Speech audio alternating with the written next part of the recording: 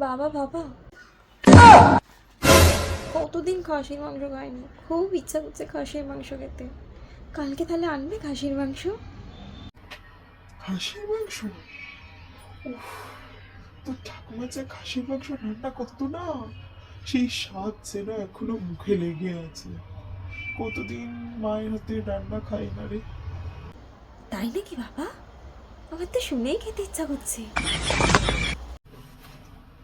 হ্যাঁ রে মা, ঠাকুমা খাসির মাংস খুব ভালো রান্না করতো।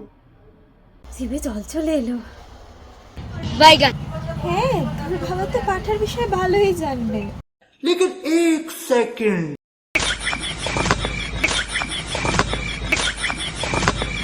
আর আমার বাবা তো পাঠাই চিনতো না। ওই জন্যই আমার গলায় একটা আস্ত রাম পাঠা ছুটেছে। আর এই, তুমি আমাকে কিছু বললে নাকি? না না, তোমাকে আবার কিছু বলতে পারি নাকি? তোমাকে আর কি বলবো? समझदार के लिए इशारा ही काफी है।